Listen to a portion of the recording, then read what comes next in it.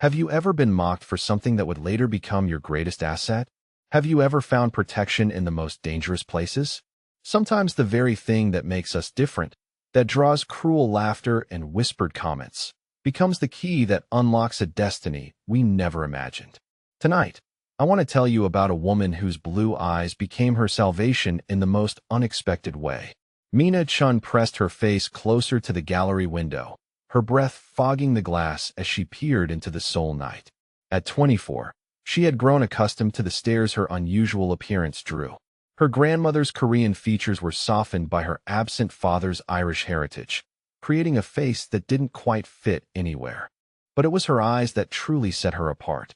Bright blue in a sea of brown, they had been the source of playground taunts and adult whispers her entire life. Working late again at the Moonlight Gallery wasn't unusual. As the newest and least experienced assistant, Mina often found herself staying behind to finish inventory, clean displays, or handle the mundane tasks that more senior staff avoided. The gallery specialized in contemporary Korean art, and despite her mixed heritage, or perhaps because of it, she often felt like an outsider looking in. Her co-workers were polite but distant, and she suspected her unconventional appearance made some clients uncomfortable when she handled their transactions. Tonight felt different somehow. The autumn air carried an unusual tension, and the normally bustling Gangnam district seemed quieter than usual. Mina glanced at her phone. Nearly midnight. She should have left hours ago, but Mr. Park had specifically requested that she complete the inventory of the new shipment from Busan. The pieces were beautiful, modern interpretations of traditional Korean themes, but they needed to be cataloged and priced before tomorrow's private viewing. She moved through the gallery with practiced efficiency, her footsteps echoing softly on the polished concrete floors. Each piece received careful attention as she noted condition, dimensions, and artist information in her tablet. The work was meditative in a way, allowing her mind to drift as her hands performed the familiar tasks. Mina had been in Seoul for 2 years now, having moved from her small hometown after her grandmother's death. Halmoni had been the only person who ever made her feel beautiful rather than strange, who spoke to her in gentle Korean and told her stories about her mother's family. After losing her, Mina had felt compelled to connect with that side of her heritage, to find a place where half of her ancestry made sense. The irony wasn't lost on her that even here, in the land of her mother's birth, she remained an outsider. Her Korean was decent but accented, her understanding of cultural nuances incomplete. Her blue eyes marked her as foreign just as surely as they had marked her as different back home. A sound from the back alley made her freeze. It was subtle, just the scrape of a shoe against concrete, but something about it felt wrong.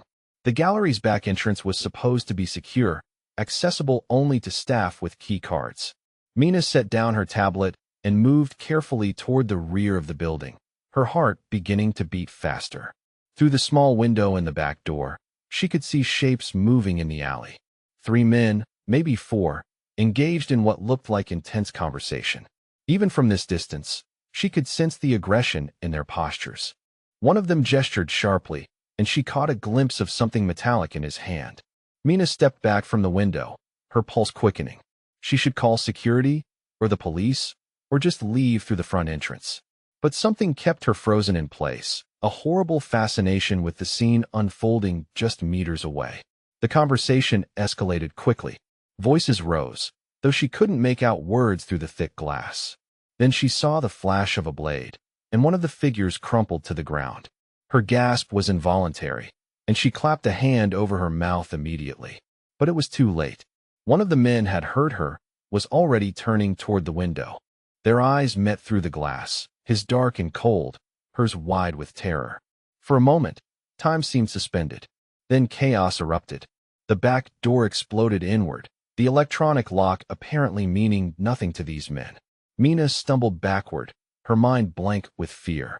She should run, should scream, should do something other than stand there like a deer in headlights. The first man through the door was lean and scarred, with eyes that held no warmth.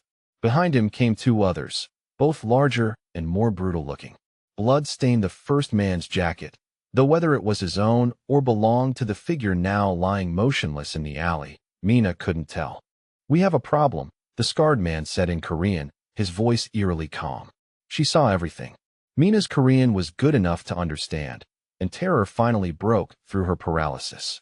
She turned and ran toward the front of the gallery, her footsteps loud in the sudden silence. Behind her, she could hear them following, not hurrying but moving with the confidence of predators who knew their prey had nowhere to go. The front entrance loomed ahead, but as she reached for the door handle, she realized her mistake. The gallery's security system was designed to keep people out, not in. The front door required a key card from the inside after hours, and hers was sitting next to her tablet at the back of the gallery. She was trapped. Mina pressed her back against the door, facing the three men who had emerged from the shadows of the gallery's interior. They moved with practiced ease, spreading out to block any possible escape route. The scarred man smiled, and it was the most terrifying expression she had ever seen. "This is unfortunate," he said, his English heavily accented but clear. "You were in the wrong place at the wrong time." "Please," Mina managed to whisper, her voice barely audible. "I didn't see anything. I don't know anything. But you did see, didn't you? Those unusual eyes of yours saw everything." The comment about her eyes sent an additional chill through her. Even now, even in this moment of terror, her appearance was being noted and catalogued. It had always made her different, and now it might get her killed. The scarred man reached into his jacket, and Mina knew with horrible certainty that whatever he withdrew would end her life. She closed her eyes, thinking of her grandmother, wishing she had been brave enough to truly belong somewhere before it was too late. That was when the front door behind her shattered. Glass exploded inward as a figure burst through the entrance with controlled violence. Mina found herself pulled sideways and shielded as gunshots erupted around her.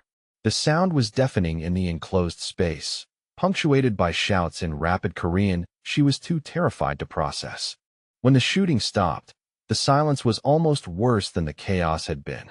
Mina remained pressed against a solid chest, strong arms holding her protectively as she trembled with shock. Slowly, she became aware that the scarred man and his companions were no longer moving. "It's over," a deep voice said above her head, speaking in English with barely an accent. "You're safe now." Mina looked up into the face of her rescuer and felt her world shift completely. He was tall and broad-shouldered, with the kind of confident bearing that suggested he was accustomed to command. His features were sharp and distinctly Korean, but it was his eyes that held her attention. Dark and intelligent, they seemed to see everything, and right now they were focused entirely on her with an intensity that made her breath catch. "Are you hurt?" he asked, his hands gentle as they checked her for injuries. She shook her head, not trusting her voice. Around them, several other men were efficiently dealing with the aftermath of the violence. They moved with military precision, and Mina realized with growing unease that her rescuer was clearly their leader. "My name is Jun Kong," he said, his voice carefully modulated to be non-threatening despite what she had just witnessed. "And I'm afraid you're still in danger." The elevator rose so smoothly Mina barely felt the movement, but her stomach dropped with each passing floor. 43, 44, 45. She had never been this high in a building before, and the numbers climbing on the digital display made her feel increasingly disconnected from the world below. From her world below. June stood beside her in the elevator, close enough that she could smell his cologne, something expensive and subtle that probably cost more than her monthly rent. He hadn't spoken since they left the gallery, allowing her the silence she desperately needed to process what had just happened. But his presence was impossible to ignore. Even standing perfectly still, he radiated a kind of controlled power that made her hyper-aware of every breath she took. The elevator chimed softly, and the doors opened onto a private foyer that was larger than her entire studio apartment. June gestured for her to exit first, his manners impeccable despite the circumstances that had brought them here. Mina stepped out onto marble floors that gleamed under soft lighting, her worn sneakers squeaking slightly on the polished surface. "This is my home," June said simply, entering a code on a discreet panel beside double doors made of dark wood. "You'll be safe here." The doors opened to reveal a space that belonged in an architectural magazine. Floor-to-ceiling windows dominated the far wall, offering a breathtaking view of Seoul's glittering skyline.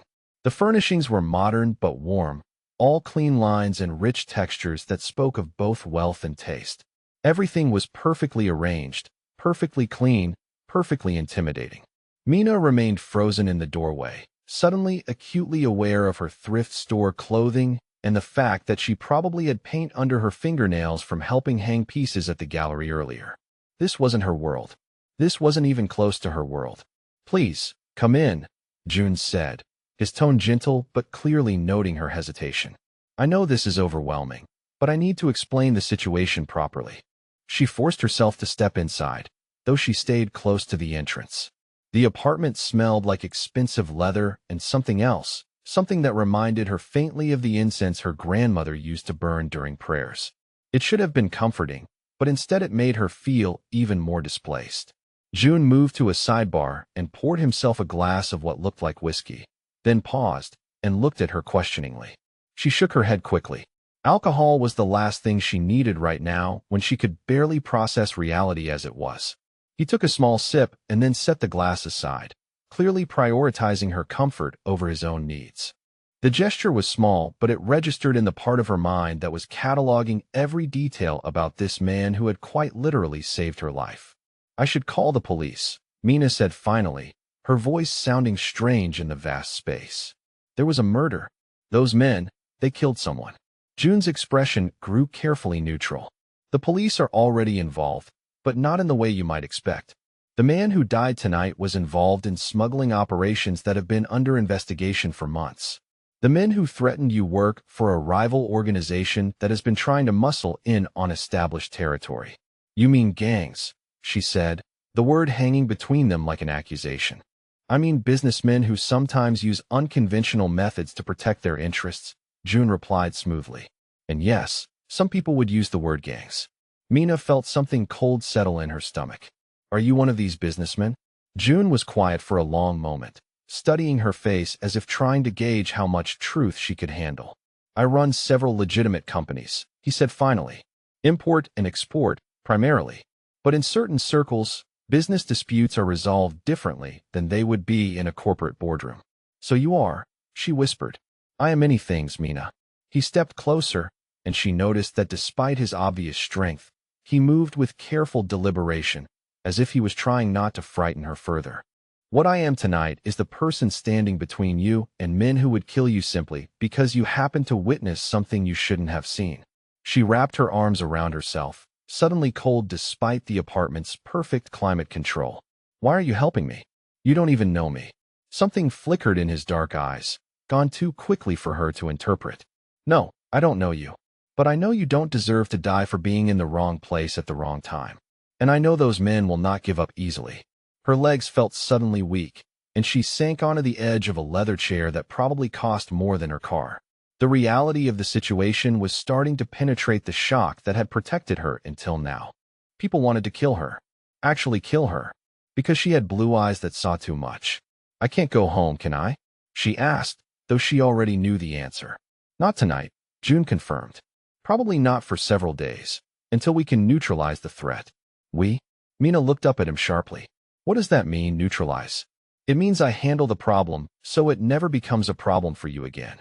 There was something in his tone, a quiet certainty that should have been reassuring, but instead made her wonder exactly what kind of man she was now dependent on. She thought about the efficiency with which he and his men had dealt with the attackers at the gallery. No hesitation, no uncertainty, just swift and decisive action. A soft chime indicated someone at the door, and June excused himself briefly. Mina heard quiet conversation in Korean, too rapid and low for her to follow. When he returned, he carried a bag that smelled unmistakably of food. "You missed dinner," he said, his tone lighter than it had been. "And you've had a traumatic evening. Food will help." He moved to the kitchen area, which was separated from the main living space by a marble island that could have served as a dining table for 6 people. As he unpacked containers, the smell that reached her made her eyes water unexpectedly. "Kimchi jjigae," he said, noting her reaction. "And pajeon, the kind with scallions and seafood. Your grandmother made these for you, didn't she?" Mina stared at him in shock. "How could you possibly know that?" "Lucky guess," he said with a slight smile that transformed his entire face. "But also, you whispered her name in the car. Halmoni. And you spoke to her in Korean." She hadn't even realized she had done that, but it sounded like something she might have done in moments of extreme stress. Her grandmother had been her anchor, her safe harbor, and even 2 years after her death, Mina still sometimes found herself reaching for that comfort. June ladled the stew into bowls and brought them to the low table in front of the windows. The smell transported her immediately to her grandmother's tiny kitchen, to afternoons spent learning to fold mandu and evenings listening to stories about the old country. For the first time since entering his apartment, she felt some of the tension in her shoulders ease. "This tastes exactly like hers," Mina said after her first spoonful, and she couldn't keep the wonder from her voice. "My cook is from the same region as most of the families that immigrated to your area in the 70s, June explained. "Similar techniques, similar family recipes passed down." "You have a cook?"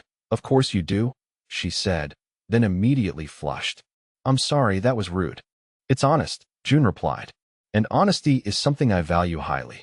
They ate in relative silence, and Mina found herself stealing glances at him when she thought he wasn't looking. He was probably in his early 30s, with the kind of confident bearing that suggested he was accustomed to being in control of every situation. But there was something else, a careful gentleness in the way he moved around her, as if he was very aware of how overwhelming this must be. The apartment's intercom system chimed, and June excused himself to answer. She could hear him speaking in rapid Korean with someone, his tone becoming gradually more serious. When he returned, his expression was grim. "What is it?" Mina asked, though part of her didn't want to know. "They found your address," he said simply. "My people are watching your building now, but there was evidence they've already been inside your apartment." Her hands began to shake, and she set down her spoon carefully. "Everything I own is in that apartment. We'll arrange for your belongings to be collected safely," June assured her. "But you cannot go back there. Not until this is resolved." "How long will that take?" He was quiet for a moment, and his honesty was written clearly on his face. "I don't know. These things can be complicated." Mina stood up abruptly, needing to move, needing to do something other than sit there accepting her complete helplessness. She walked to the windows and stared out at the city below. Somewhere down there was her life, her job, her small circle of acquaintances. All of it now unreachable because she had been working late and happened to look out the wrong window at the wrong time. "I have to work tomorrow," she said finally. "Mr. Park will be expecting me for the private viewing." "I've already called the gallery," June said quietly. "You're taking a few days of sick leave." "You called my boss." "Without asking me?" The sharpness in her voice seemed to surprise him. "I apologize. I should have consulted you first. But Mina, these people know where you work. They know where you live. Right now, predictability is your enemy." She turned from the window to face him, and for the first time since he had rescued her, she let herself really see him. Not just as her savior or as a dangerous stranger, but as a man who had disrupted his own evening to protect someone he didn't even know. Someone whose blue eyes had probably marked her as foreign to him just as they did to everyone else. "Why are you doing this?" she asked again. "Really, people like you don't help people like me without a reason." "People like me?" he repeated, and there was something almost amused in his tone. "Powerful, wealthy, connected. You could have just called the police and walked away." June studied her face for a long moment, and she had the sense he was debating how much to reveal. "Perhaps I have experience with being different," he said finally. "With being judged by things beyond your control." Before she could ask what he meant, the intercom chimed again. This time when he returned, he was accompanied by 2 other people. The first was a young man, maybe late 20s, with an alert expression and the same kind of controlled energy that radiated from June. The second was a woman about Mina's age, petite and elegant, with intelligent eyes that took in everything. "Mina, I'd like you to meet Minjun, who helps coordinate my security operations, and my sister Sarah." Sarah stepped forward with a warm smile that immediately put Mina at ease. "I brought some things you might need tonight," she said, holding up a bag. "Toiletries, something to sleep in, clothes for tomorrow. We're about the same size." The kindness of the gesture, from a complete stranger who was risking her own safety by association, nearly undid Mina's careful composure. She managed to nod her thanks, not trusting her voice. Minjun approached June and spoke quietly in Korean. Mina caught enough to understand they were discussing surveillance and protective measures, words that made her stomach clench with renewed anxiety. This was real. This was actually happening to her life. "It's settled then," June said as Minjun left. You'll stay here until we can ensure your safety. The guest room is comfortable, and Sarah can help you with anything you need. Mina wanted to argue, wanted to insist that she could take care of herself, but the truth was she had no idea how to handle a situation like this. Her grandmother had taught her to cook and to respect her elders and to work hard for what she wanted. None of those lessons covered being hunted by criminals because her unusual eyes had witnessed the wrong thing. "Thank you," she said finally, the words feeling inadequate. "I know you don't owe me anything." "You're wrong about that," June replied, and something in his tone made her look at him more closely. "But we can discuss that another time. For now, you should rest. Tomorrow we'll figure out the next steps." As Sarah showed her to the guest room, Mina couldn't shake the feeling that June Kong was more complicated than the simple Good Samaritan he was presenting himself to be. But for tonight, in this place that smelled like expensive leather and reminded her faintly of her grandmother's prayers, she was safe. And safety, she was learning, was a luxury she had never properly appreciated until now. 3 days of living in June Kang's penthouse had taught Mina things about herself she never expected to learn. She discovered that she was a morning person when she didn't have to worry about rent, that she actually enjoyed cooking when the kitchen was equipped with more than a hot plate and a mini fridge, and that safety was a feeling she had been living without for longer than she cared to admit. She also discovered that June was nothing like what she had initially assumed about wealthy, powerful men. He was up before dawn each morning, but he moved through the apartment with careful quiet, as if he was acutely aware of not disturbing her sleep. When she emerged from the guest room, she would find fresh coffee prepared exactly the way she liked it, though she couldn't remember telling him her preferences. There was always breakfast, sometimes simple toast and fruit, sometimes elaborate Korean dishes that filled the apartment with the comforting sense of her childhood. This morning, she found him in the kitchen wearing dark slacks and a white dress shirt, his hair still damp from the shower. He looked up when she entered, and she noticed the way his eyes tracked over her face, as if he was checking to make sure she had slept well. "Good morning," he said, his voice warm despite the early hour. "I thought we might try something different today." She moved to pour herself coffee, hyper-aware of him in the intimate space of the kitchen. The guest room was beautiful and comfortable, but this shared morning ritual felt more personal than anything else about their arrangement. "Different how?" she asked, settling onto one of the bar stools at the Marble Island. "Korean lessons," he said, and smiled at her surprised expression. "Your pronunciation is excellent, but there are nuances you're missing. Cultural context that might help you feel more connected to this part of your heritage." The offer was so unexpected and thoughtful that for a moment she couldn't speak. In the 2 years since moving to Seoul, she had considered taking formal language classes, but between work and expenses, it had never seemed feasible. "You don't have to do that," she said finally. "You're already doing so much." "I want to," June replied, and something in his tone made her look at him more carefully. He was watching her with an intensity that made her pulse quicken. "Besides, it will give us something to focus on besides the situation outside." The situation outside. It was a polite way of referring to the fact that people were actively trying to kill her, and that she was essentially a prisoner in his apartment despite the luxury of her accommodations. They started with basic phrases, things she thought she knew but had been pronouncing with subtle errors that marked her immediately as a foreigner. June was a patient teacher, demonstrating the proper mouth positions for sounds that didn't exist in English, correcting her with gentle touches to her jaw and throat that sent unexpected warmth through her entire body. "Try again," he said, his fingers still resting lightly against her neck. "The word for beautiful is arumdan, but you're making it sound clinical. Think of something that moves you, something that makes you feel the beauty rather than just see it." Mina closed her eyes and thought of her grandmother's hands, weathered and gentle, braiding her hair while humming old songs. When she spoke the word again, it came out softer, more musical.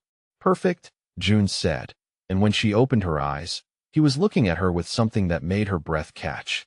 "That's exactly right." The morning lessons stretched into the afternoon as they moved from pronunciation to cultural context. June explained the layers of respect built into Korean language, the way verb endings changed based on age and social position, the subtle ways that hierarchy was acknowledged in every interaction. "It's more complex than I realized," Mina admitted as they broke for lunch. "Most people think language is just vocabulary and grammar," June said as he prepared simple sandwiches for them both. But language is worldview. It shapes how you think about relationships, about respect, about your place in society. Is that why you speak English so perfectly? To understand Western worldview? Something flickered across his features, too quick for her to interpret. Partly, he said, but also necessity. Business requires adaptability. Business. The word hung between them, loaded with implications she was still learning to understand. In 3 days, she had seen enough of his phone conversations and brief meetings with associates to know that June's business empire was vast and complex. Men deferred to him with obvious respect, and there was an efficiency to his operations that spoke of serious organization. "Tell me about your family," he said, changing the subject as they sat down to eat. "Your grandmother obviously meant a great deal to you." Mina hesitated, old pain stirring at the mention of family. She had shared the broad strokes of her background with him, but not the deeper wounds that had shaped her. "My mother died when I was 12, she said finally. "Cancer.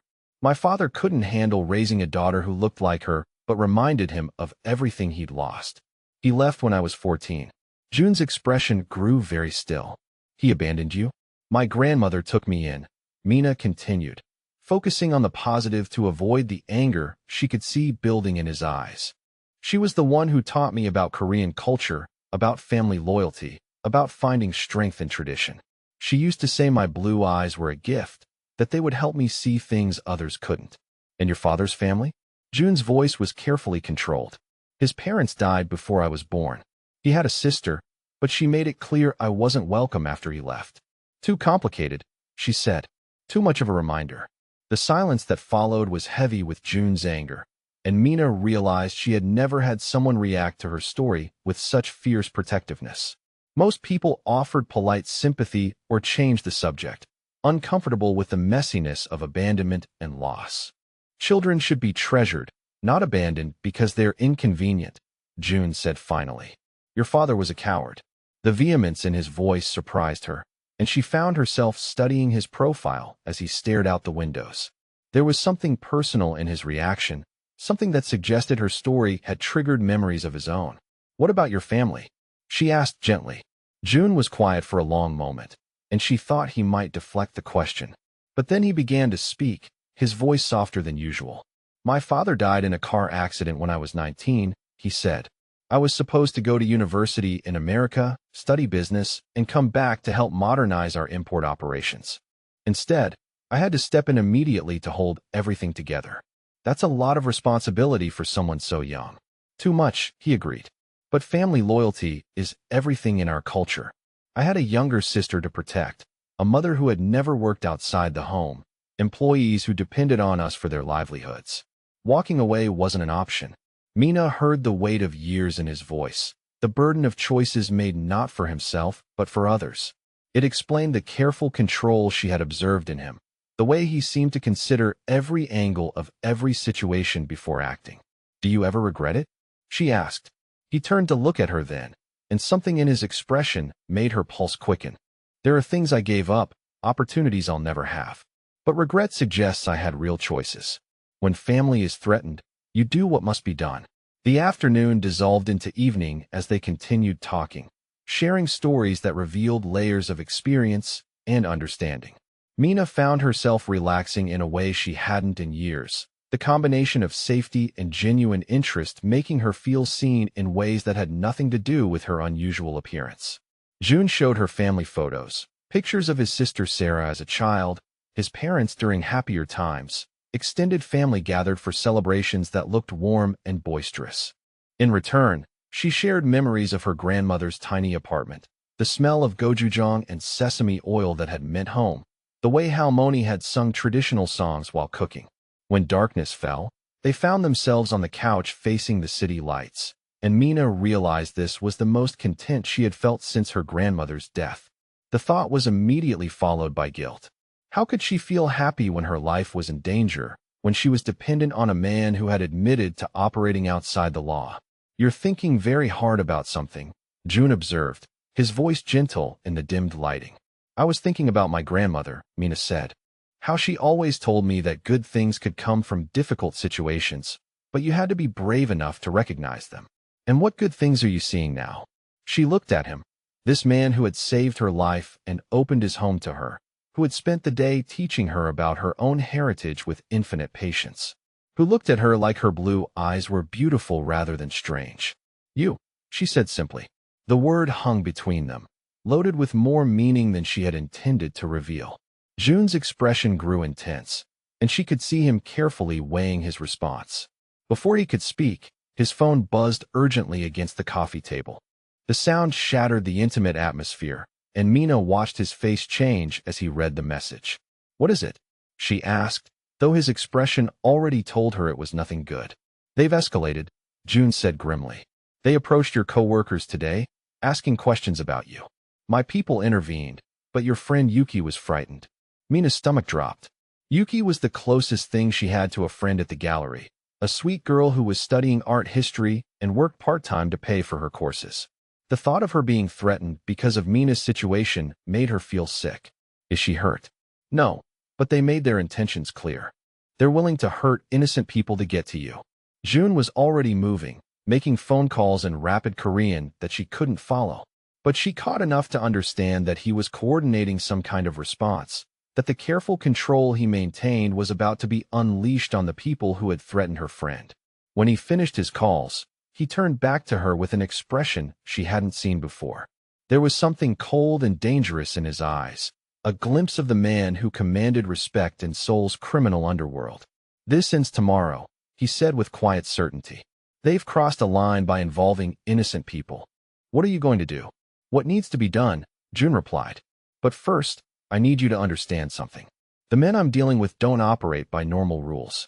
What happens tomorrow will not be pleasant or civilized. I know what you are, she said quietly. I've known since that first night. Do you? He asked, moving closer. Because there's a difference between knowing in theory and seeing reality. Before she could respond, her hands began to shake. The stress of the day, the fear for her friend, the weight of being the cause of so much danger caught up with her all at once.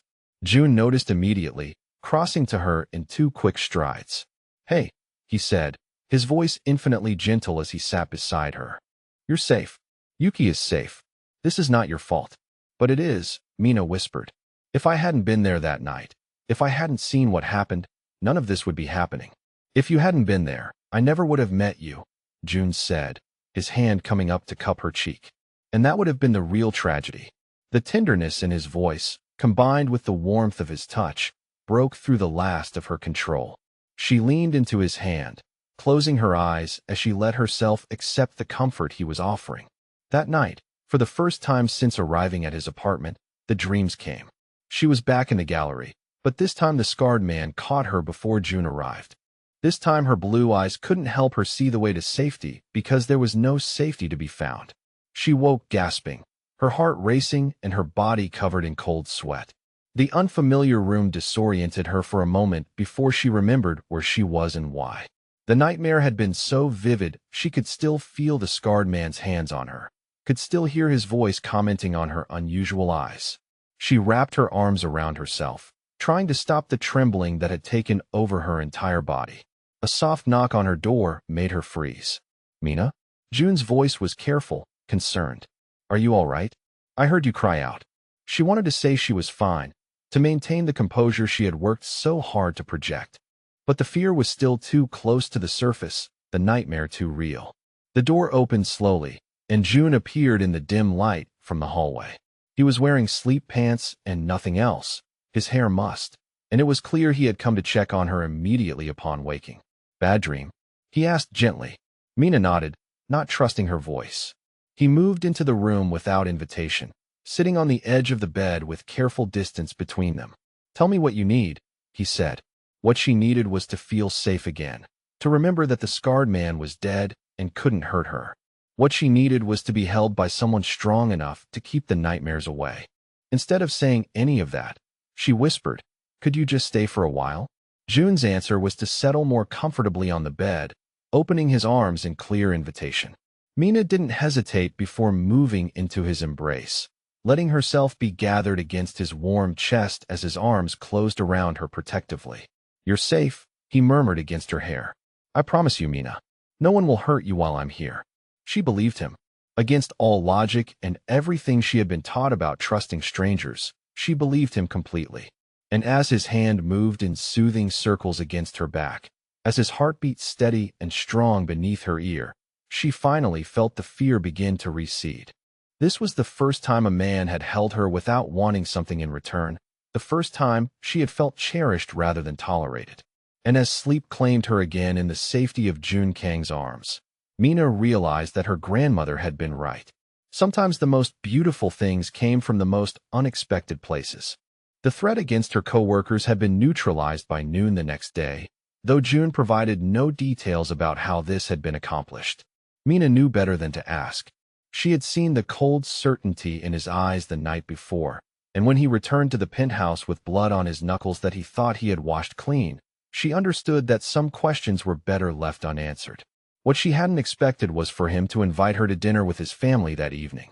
"My mother has been asking about you," June explained as he selected a shirt from his walk-in closet. "Sarah may have mentioned that I've had a house guest, and my mother is not easily satisfied with vague explanations." "You told your family about me?" Mina asked from where she sat on his bed, watching him get ready with a domesticity that should have felt strange but somehow didn't. "I told my mother that I was protecting someone who needed help," he said, turning to face her. "What I didn't tell her is how important you've become to me." The words hung between them, loaded with implications that made Mina's pulse quicken. Important. Not just a responsibility or a good deed, but something more. June moved to sit beside her on the bed, and she caught his familiar scent, something that had become synonymous with safety and warmth over the past few days. "You don't have to meet them if you're not ready," he said gently, "but I think you might be surprised by how welcome you'll be." An hour later, Mina found herself in the elevator again, but this time descending instead of ascending. June's family lived in a traditional Hanok house in Bukshan, a neighborhood that preserved Seoul's historical architecture amid the modern cityscape. The contrast between his ultra-modern penthouse and this graceful wooden structure with its curved roof tines and serene courtyards spoke to the complexity of his character. June's mother, Mrs. Kong, was a small, elegant woman in her early 60s with intelligent eyes that missed nothing. She greeted Mina with warmth that seemed genuine, speaking in careful English peppered with Korean phrases. "You have beautiful eyes," she said, taking Mina's hands in both of hers. "Like the sky in spring. Very lucky." The comment about her eyes should have made Mina uncomfortable, but something in Mrs. Kang's tone suggested she saw them as a blessing rather than an oddity. It was the first time since childhood that someone had mentioned her unusual coloring as something fortunate. Sarah appeared from the kitchen, her face bright with welcome. She had been kind during their brief meeting at the penthouse, but here in her family home, she seemed more relaxed, more inclined to include Mina in the easy banter that flowed between the siblings. "Appa has been impossible all week," Sarah confided as they set the table together. "Very distracted, checking his phone constantly, leaving meetings early. We were starting to worry." "Sarah," June warned from across the room, his tone carrying affectionate exasperation. "What?" she said with mock innocence. "I'm just saying it's nice to finally meet the reason for all the distraction." Dinner was a revelation for Mina in ways she hadn't expected. The food was spectacular, traditional Korean dishes prepared with obvious care and skill. But it was the family dynamic that truly amazed her. Despite knowing about June's position in Seoul's criminal underworld, his family treated him with the same mixture of love, teasing, and concern that characterized healthy families everywhere. His mother asked about Mina's work at the gallery with genuine interest, and when she mentioned her mixed heritage, Mrs. Kang's eyes lit up with understanding rather than judgment. "My grandmother came from the same province as your mother's family," Mrs. Kong said. "We share ancestors, probably. That explains why you feel familiar to me." The sense of connection, of belonging somewhere, was overwhelming. Mina hadn't realized how much she had missed being part of a family until she found herself included in this one with such natural ease. After dinner, as they moved to the traditional sitting room with its heated floors and low tables, June's mother pulled out photo albums that chronicled his childhood and adolescence. Mina saw him as a serious boy who seemed to carry adult responsibilities even in family pictures, and later as a young man whose eyes held too much knowledge for his age. "He was always protective," Mrs. Kong said, pointing to a photo of teenage June with his arm around a much younger Sarah. Even as a child, he felt responsible for everyone around him. "Amma," June protested mildly, but Mina could see he wasn't truly embarrassed. This was simply how his family loved each other, through stories and gentle teasing and the sharing of memories. "It's true," Sarah added. "When Papa died, June never even considered letting anyone else take over the family responsibilities. He was supposed to go to Stanford, but he gave that up without hesitation." Mina looked at June with new understanding. She had known he'd taken over young, but she hadn't realized what he'd sacrificed to do so. Stanford meant he'd been brilliant enough to earn admission to one of the world's top universities, and he'd walked away from that future to protect his family. "Education can be delayed," June said quietly, his eyes meeting Mina's. "Family cannot be replaced." The conversation continued late into the evening, and Mina found herself relaxing completely for the first time in weeks. These people had welcomed her not just as June's guest, but as someone worthy of inclusion in their most private family moments.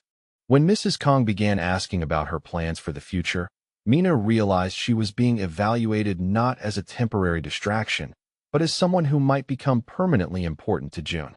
The drive back to the penthouse was quiet, both of them processing the significance of what had just happened. Mina had been claimed by his family as surely as if she'd been formally introduced as his girlfriend, and June had watched it happen with obvious satisfaction. "Your mother is wonderful," Mina said as they entered his apartment. "I can see where you get your protective instincts." "She likes you," June replied, helping her out of her coat with automatic courtesy. "More than likes you. She told me in the kitchen that you have good heart energy, whatever that means." Mina laughed, feeling lighter than she had in years. "It means she thinks I'll be good for you." June paused in hanging up their coats, turning to face her with an expression that made her breath catch. "And what do you think?" The question hung between them, loaded with implications that went far beyond the circumstances that had brought them together. Mina studied his face, this man who had saved her life and opened his world to her, who had shown her what it felt like to be treasured rather than tolerated. "I think," she said slowly, "that I stopped thinking of this as temporary somewhere between the Korean lessons and meeting your family." June's smile was soft and genuine, transforming his entire face. "Good," he said simply, "because I have no intention of letting you go." He moved closer, and Mina felt the air between them change, becoming charged with possibilities that had been building for days. She had been attracted to him from that first night, but it had seemed impossible given the circumstances. Now, surrounded by the warmth of his family's acceptance and the safety of his protection, it felt not just possible, but inevitable. "Mina," he said softly, his hand coming up to cup her cheek, "I need you to know that what's happening between us has nothing to do with the situation that brought you here. This is about you and me, and what I feel when you look at me with those incredible eyes." "Show me," she whispered. June kissed her slowly, thoroughly, like he had all the time in the world to explore the shape of her mouth and the way she responded to his touch. It was gentle and demanding at the same time, a claiming that acknowledged her choice while making his intentions completely clear. When they broke apart, Mina was breathless and slightly dizzy. She had been kissed before, but never like that. Never by someone who seemed to understand that this moment was about more than physical attraction. "I've been wanting to do that since you first looked at me in the gallery," June admitted against her forehead. "Even covered in dust and terrified?" Mina asked, remembering how she must have appeared that night. "Especially then," he said. "You were brave and beautiful and completely out of your depth, and I knew I would do anything to keep you safe." They moved to the couch, but instead of the urgent passion Mina might have expected, they simply held each other. June's arms were strong around her, and she could feel the steady beat of his heart against her cheek. This felt like a claiming of a different sort, an emotional intimacy that was somehow more profound than anything purely physical could have been. "I used to think my blue eyes made me foreign everywhere," Mina confessed into the quiet of the evening. "Too Korean for American spaces, too American for Korean ones." "Your eyes are perfect," June said fiercely. "They're what make you uniquely you. Anyone who can't see that is a fool." His certainty, his complete acceptance of the thing that had always made her feel different, broke down walls she hadn't even realized she'd built. For the first time in her adult life, she felt beautiful rather than merely unusual. When his phone buzzed on the coffee table, they both tensed. Late-night calls never brought good news in June's world. He answered with obvious reluctance, and Mina watched his expression grow increasingly grim as he listened to whoever was on the other end. "What is it?" she asked when he hung up. "They know about tonight," June said, his voice tight with barely controlled fury. "About you meeting my family. Someone was watching the house." Mina's stomach dropped. "Your mother, Sarah, are they in danger because of me?" "They're already being moved to a safe location," June assured her quickly. "But this changes things. They're not just trying to eliminate a witness anymore. They're trying to hurt me through you." "What does that mean?" "It means they've realized you're important to me," June said grimly, "which makes you a much more valuable target." The shift from witness protection to personal vendetta should have terrified her, but instead Mina felt something unexpected rise in her chest. Anger. These people had already disrupted her life, threatened her friends, and now they were targeting June's family because of their association with her. "Then we stop running," she said firmly. "We end this." June looked at her with surprise and something that might have been pride. "We? I'm tired of being protected from this," Mina said, her voice stronger than she'd heard it in years. "I'm tired of other people paying the price for my involvement. If they want to make this personal, then let's make it personal. Mina, this isn't a game. These people kill for a living. So do you, apparently," she replied, meeting his gaze steadily. "And I'm not asking you to put me in danger. I'm asking you to let me be part of the solution instead of just the problem." June studied her face for a long moment, and she could see him weighing her determination against his protective instincts. Finally, he nodded slowly. "All right," he said, "but we do this my way, with my rules. And if at any point I say you pull back immediately." "Agreed?" "Agreed," Mina said, and for the first time since this nightmare began, she felt like she had some control over her own fate. That night, as they lay together on the couch planning their next move, Mina realized that somewhere in the space between rescue and acceptance, between protection and partnership, she had fallen completely in love with June Kong. And judging by the way he held her, by the way he looked at her like she was precious beyond measure, she wasn't alone in that feeling. Tomorrow they would face down the people who threatened everything they had found together. But tonight, in the safety of his arms and the warmth of his family's acceptance, Mina felt like she had finally found the place where her blue eyes weren't a mark of difference, but a sign that she had always been meant to belong exactly here. June's phone rang at 4 in the morning, shattering the peaceful quiet of their first night together. Mina felt him tense against her before he even answered, his body going rigid with the kind of alertness that came from years of expecting the worst possible news at the worst possible times.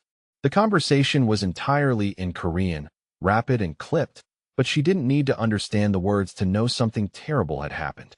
She could hear it in the way June's voice went deadly quiet, could feel it in the way his free hand clenched into a fist against her back. When he hung up, the silence stretched between them like a held breath.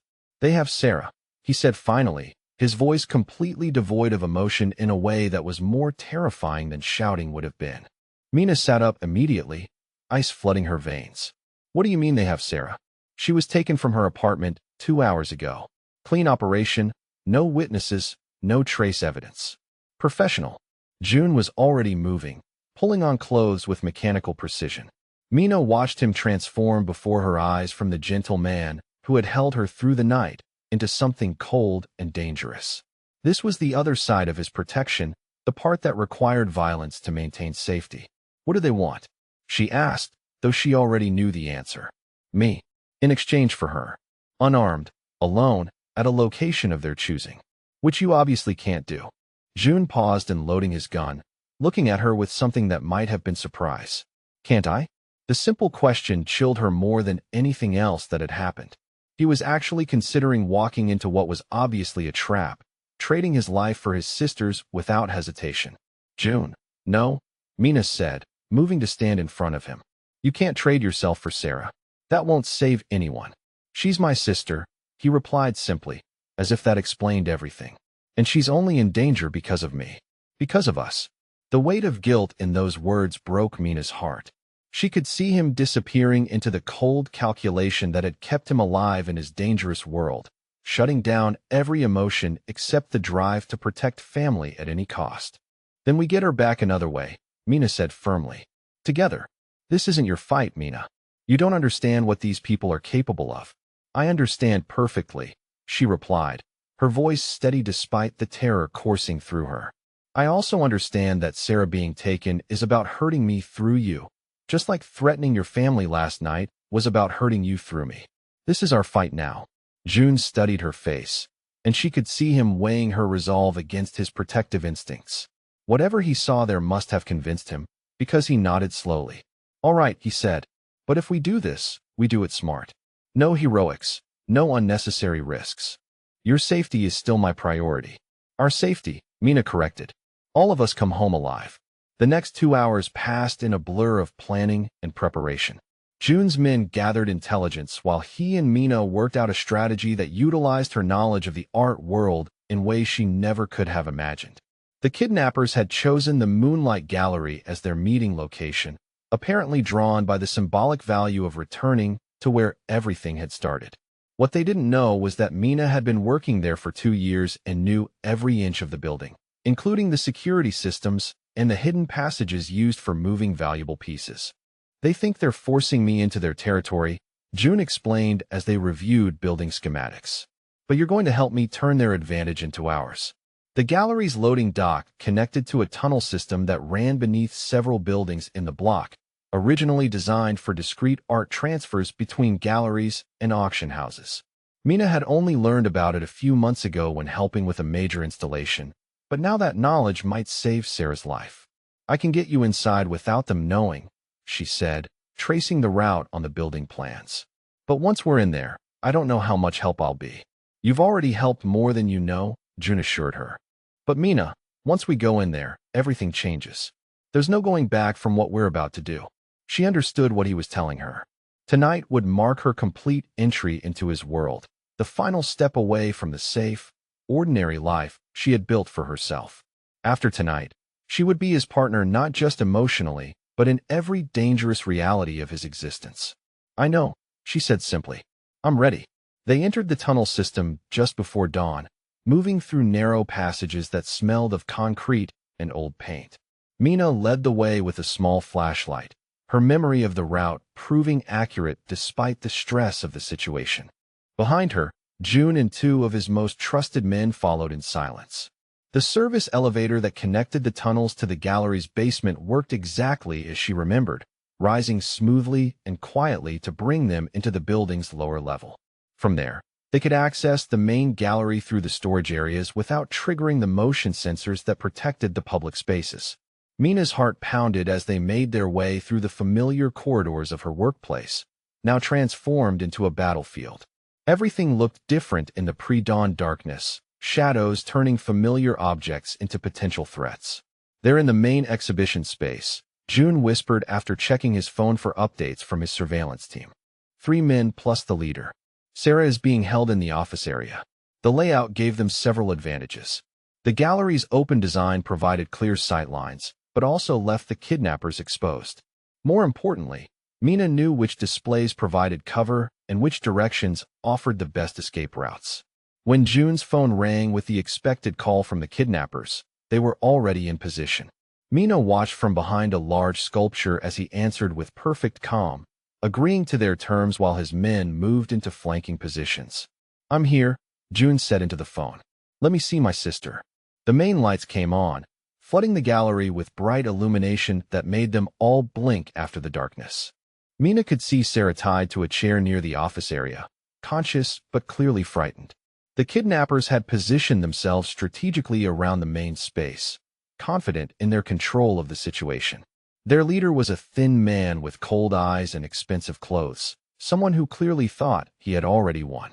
He smiled when he saw June emerge from the shadows, hands visible and apparently unarmed. Mr. Kong, he said in accented English, how good of you to join us. Though I expected you to come alone. I am alone, June replied evenly. The leader's smile widened. We both know that's not true. You're far too cautious to walk into a trap without backup. But it doesn't matter. We have what we came for. What exactly did you come for? June asked, buying time for his men to get into position. Your complete withdrawal from our business interests, of course. Your sister's life in exchange for your territory. Mina realized with growing horror that this wasn't just about eliminating a witness.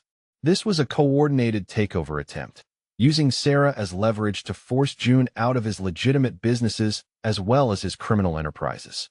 That was when everything went wrong. One of the kidnappers spotted movement in the shadows and opened fire without warning. The gallery exploded into chaos as June's men responded, the sound of gunshots echoing off the walls and shattering several pieces of artwork. Mina watched in terror as June dove for cover, returning fire with deadly accuracy. But the kidnappers had prepared for this possibility, and the firefight quickly became a standoff with Sarah trapped in the middle. She's going to die, Mina realized with crystal clarity.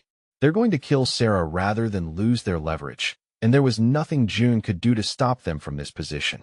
That was when Mina made her choice.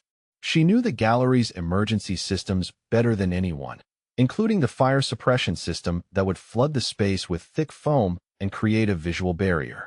More importantly, she knew the manual override was located in a utility panel behind the kidnapper's position.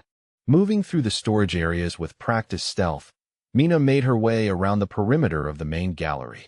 Her heart hammered against her ribs, but her hands were steady as she located the override panel and prepared to create the distraction June needed.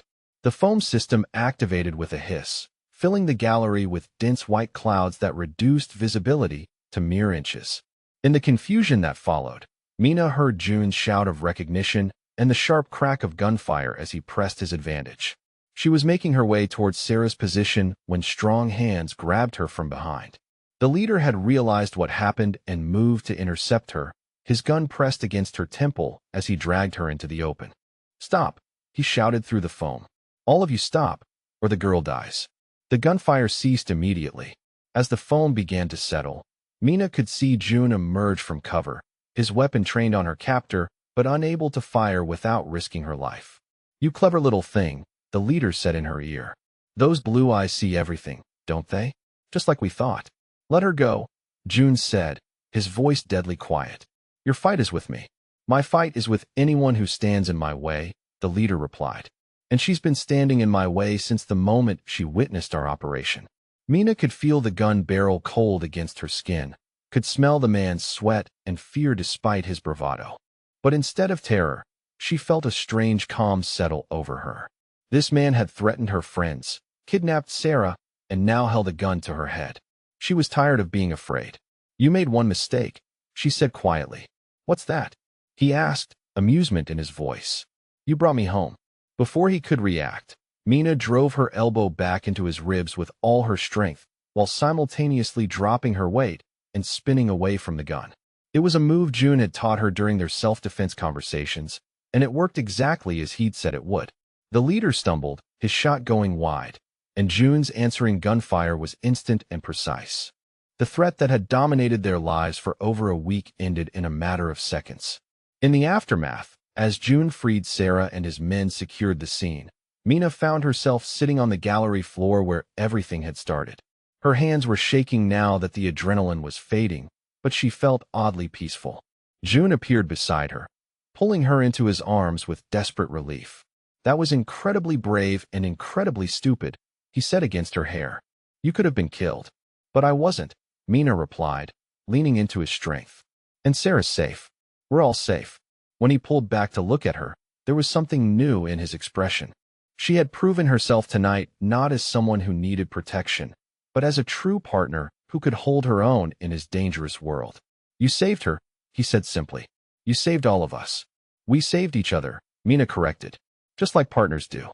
As sirens wailed in the distance and June's men prepared to clean up the aftermath, Mina realized that she was no longer the frightened woman who had accidentally witnessed a crime. She was someone who had chosen love over safety, partnership over protection, and in doing so had found the strength she never knew she possessed. The morning sun was beginning to stream through the gallery windows, painting everything in gold. Soon the police would arrive, official statements would be made, and the mundane business of legal resolution would begin. But for now, in this moment of victory and survival, Mina felt the last of her fears fade away. She had found her home in the most unlikely place, with a man who saw her blue eyes not as a mark of difference, but as a sign of the strength that had always been there. waiting for the right moment to emerge. The police investigation took 3 days to conclude, 3 days of statements and evidence review and careful coordination between law enforcement and the complicated realities of Seoul's business underground. Jun handled most of the official interactions, his lawyers and connections smoothing over details that might have been problematic for someone with less influence. Mina found herself surprisingly calm through all of it. She answered questions honestly, provided her account of events, and watched as the legal system processed the end of the nightmare that had consumed her life. There was satisfaction in seeing justice served through proper channels, even though she knew the real resolution had happened in that foam-filled gallery with her own hands and Jun's decisive action.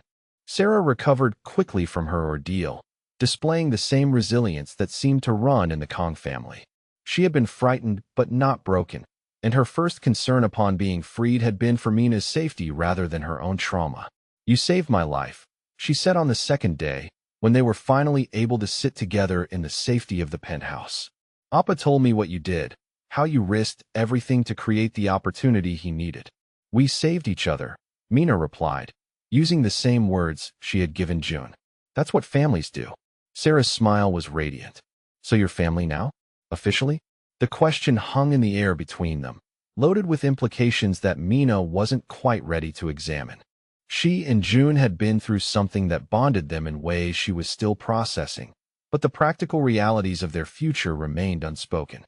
That conversation came on the 4th evening, when the legal complications were finally resolved and they found themselves alone in the apartment that had become home. They were preparing dinner together, moving around each other in the kitchen with the easy familiarity of a couple who had shared space in crisis and the deepest kind of trust. "What happens now?" Mina asked as she chopped vegetables for their stir-fry.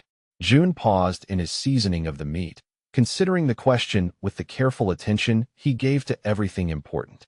"Now we build something together," he said finally. "If that's what you want." "What does that look like?" Mina asked, though her heart was already racing with hope. "It looks like you taking over management of the gallery's Korean contemporary collection, using your expertise to expand their cultural programming. It looks like me investing in legitimate art businesses instead of just import-export. It looks like us creating something meaningful together." Mina set down her knife, turning to face him fully. "You want to go legitimate?" "I want to build a future with you," Jun said, his eyes intense and serious. "And that future requires choices that honor what we've found together." The weight of what he was offering hit her like a physical force. He wasn't just talking about a relationship or even marriage. He was talking about fundamentally changing the direction of his life to accommodate hers, creating space for them to build something that belonged to both their worlds. Before she could respond, he was moving, crossing the kitchen to stand in front of her. When he reached into his jacket pocket, her breath caught.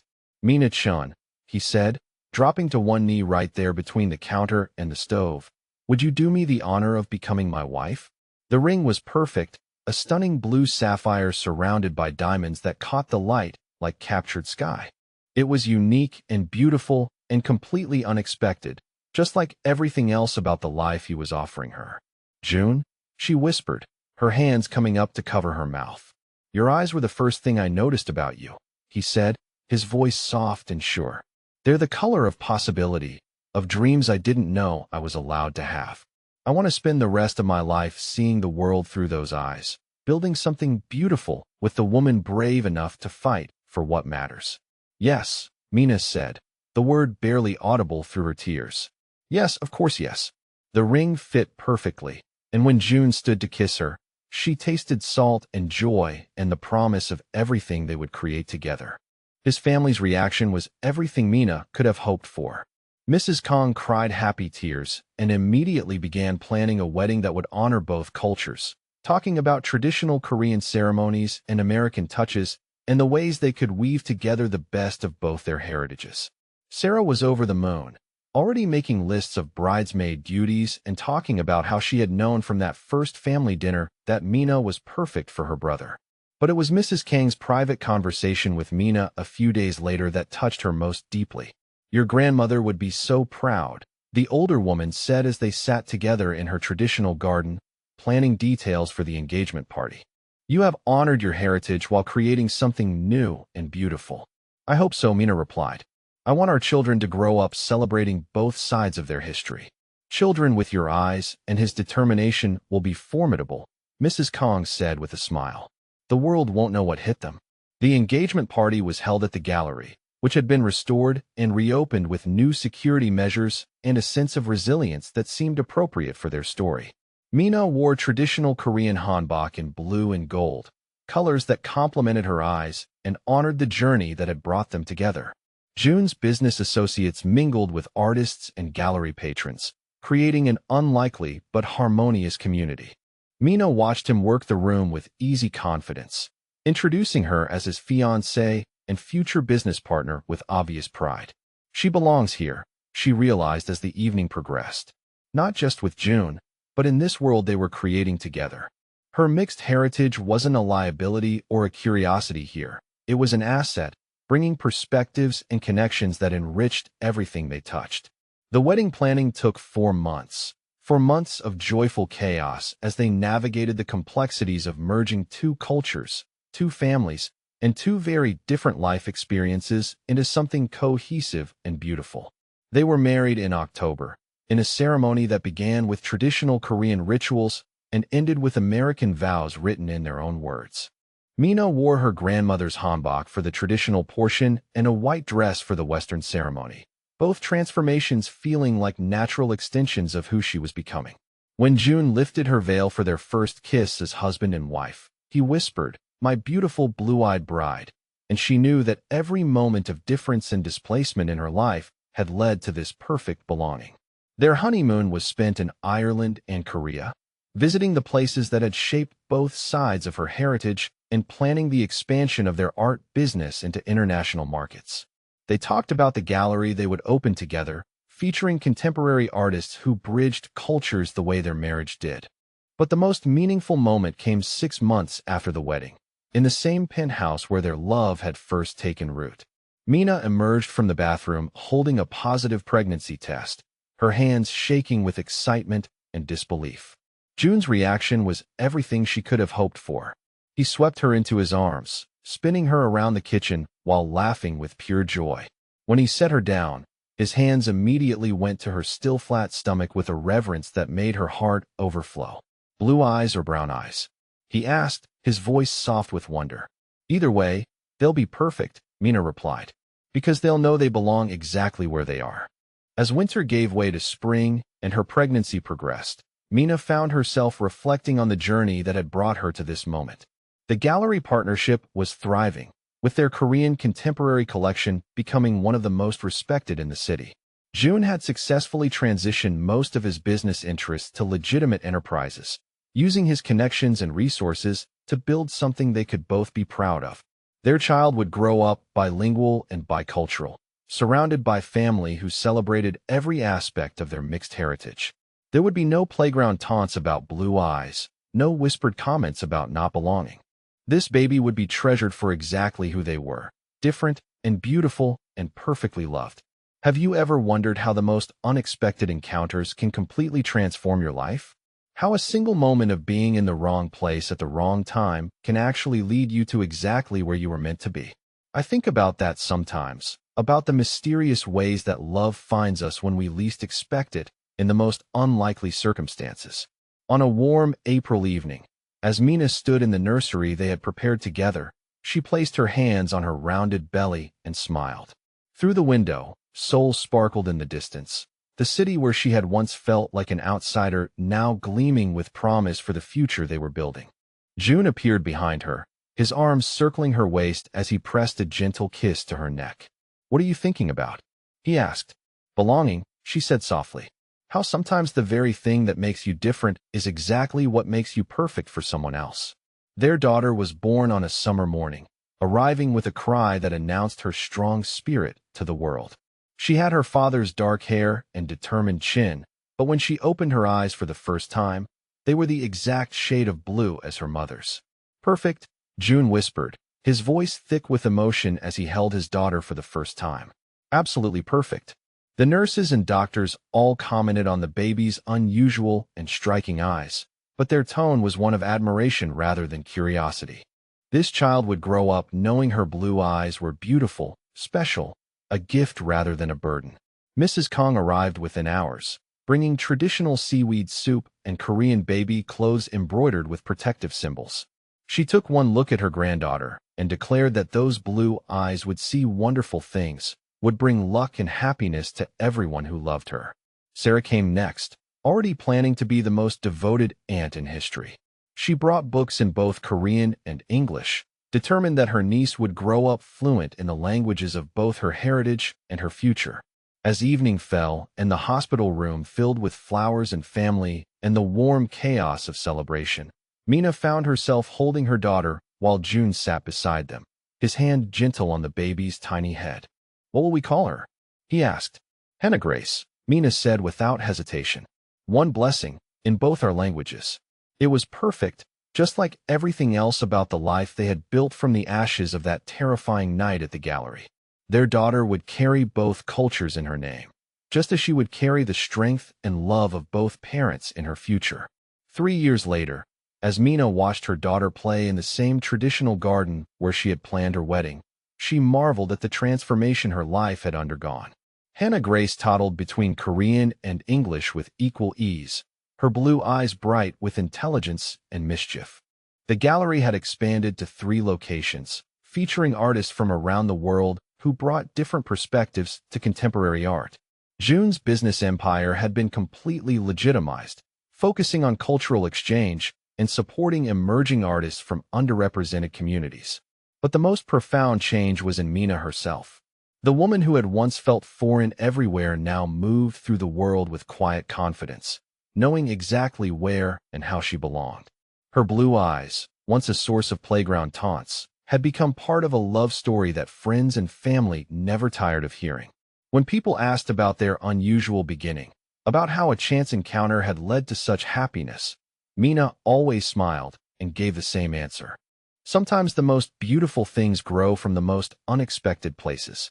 Sometimes being different isn't a burden to bear, but a gift waiting for the right person to recognize its value.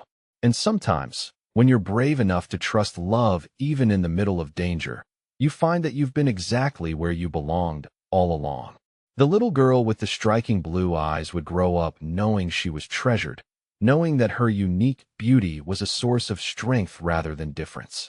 And in a few years, when her baby brother arrived with the same unusual coloring, the family would be complete in ways that honored every aspect of their complicated, beautiful heritage. Love had found them in the shadows of Seoul's dangerous underworld, had grown strong enough to survive threats and change in the careful work of building something lasting together. And it would continue to flourish in the laughter of their children, in the success of their shared dreams, and in the quiet moments when blue eyes met brown ones and saw home reflected back. The gallery that had once been the site of terror and violence was now filled with beauty and cultural celebration. The penthouse where a frightened woman had first found safety was now alive with the sounds of family and joy. And the love that had begun with a desperate rescue had transformed into something strong enough to change the world, one beautiful blue-eyed child at a time.